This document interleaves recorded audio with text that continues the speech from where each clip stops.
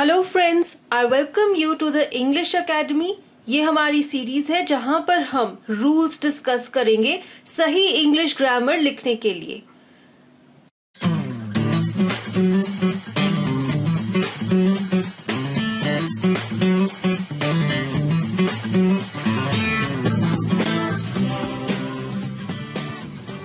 यहाँ पर आज मैं बात करूंगी रूल नंबर 3 की।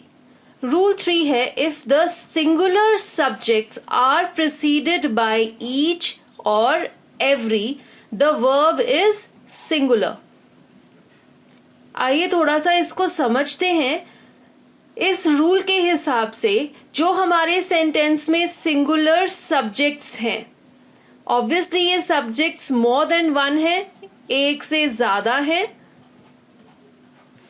और अगर हम अपने सेंटेंस में इन सब्जेक्ट्स को लिखने से पहले, यानी कि इन नामों को लिखने से पहले अगर हम ईच या फिर एवरी का प्रयोग करते हैं, यानी कि हर एक, तो उससे क्या हो जाता है, हम एक एक सब्जेक्ट को, हम एक एक नाम को, एक एक चीज को इंडिविजुअल ट्रीट कर रहे हैं, अलग अलग ट्रीट कर रहे हैं, और इसीलिए हमारे सेंटेंस में जो वर्ब आएगा उसकी सिंगुलर फॉर्म यूज होगी। चलिए एक एग्जाम्पल देखते हैं इस रूल को समझने के लिए। एग्जाम्पल है ईच ऑफ अस। अब यहाँ पे सब्जेक्ट क्या है, अस। ये एक प्रोनाउन है प्लूरल फॉर्म में, जिसे हम हिंदी में कहते हैं हम।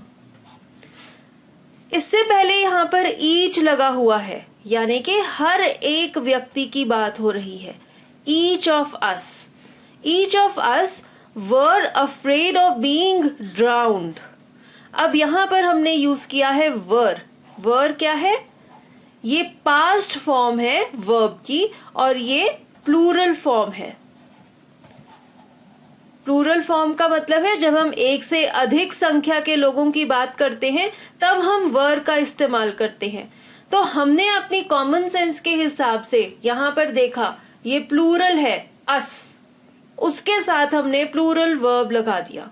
लेकिन friends, I am sorry to tell you that this sentence is wrong and the mere fact, ये सेंटेंस गलत क्यों है, बिकॉज यहां पर ईच आ गया है। ईच की वजह से हम हर एक व्यक्ति की अलग अलग से बात कर रहे हैं। जब हम हर एक व्यक्ति की अलग अलग से बात कर रहे हैं, so we will treat that the subject is singular. So the correct sentence will be each of us was afraid of being drowned. जब हमने इस अस यानी कि इस प्लूरल सब्जेक्ट से पहले ईच लगा दिया, यानी कि हमने एक एक इंसान को इंडिविजुअल की तरह ट्रीट किया है, हर एक इंसान की बात कर रहे हैं हम, और इसीलिए हमने इसके साथ में सिंगुलर वर्ब यूज किया है। Let us see one more example. Everyone are playing. अब यहां पर एवरीवन क्या इंडिकेट करता है कि हम मोर देन वन की बात कर रहे हैं। मोर देन वन मीन्स हम प्लूरल की बात कर रहे हैं, यानी कि जिन लोगों की हम बात कर रहे हैं, जो खेल रहे हैं, वो एक से ज्यादा हैं, प्लूरल सब्जेक्ट है। तो जो हमने सीखा है उसके हिसाब से जब प्लूरल सब्जेक्ट है तो हमने यहां पर प्लूरल वर्ब भी लगा दिया। But this is wrong, because यहां पर एवरी आया है। एवरी का मतलब होता है हर एक। जैसे कि हिंदी में भी हम कहते हैं हर एक व्यक्ति खेल रहा था, उसी तरह इंग्लिश में भी सिंगुलर वर्ब का इस्तेमाल होगा। सही सेंटेंस है everyone is playing. So we will treat this subject to be singular.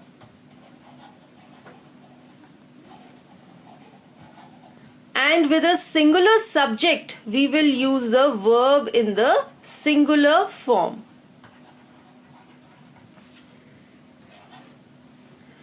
Thank you friends for watching this, and for more such lessons, हमारा चैनल है इंग्लिश अकेडमी, इसको जरूर सब्सक्राइब करें।